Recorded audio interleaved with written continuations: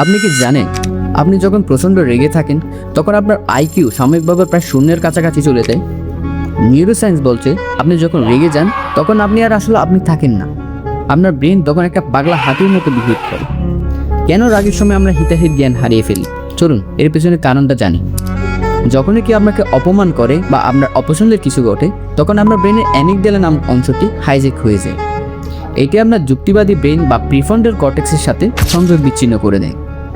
ফলে আপনি চিন্তা না করে এমন কিছু বলে ফেলেন বা এমন কিছু করে বসেন যা আপনার সম্পর্ক বা ক্যারিয়ার দুটোই ধ্বংস করে দিতে পারে।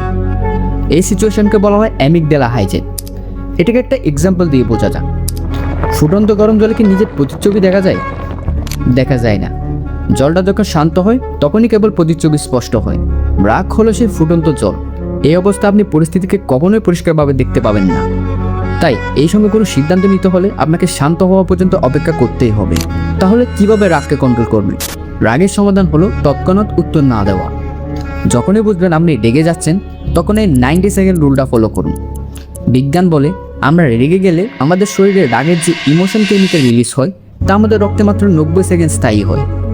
যদি আপনি এই 90 সেকেন্ড বা 1.5 মিনিট নিজেকে চুপ রাখতে পারেন বা ডিপ ব্রিদিং নিতে পারেন, তবে আপনার রাগ অনেকটাই কমে যাবে এবং আপনার প্রিফ্রন্টাল কর্টেক্স বা যুক্তিবাদী ব্রেন আবার নিজের কন্ট্রোল ফিরে পাবে।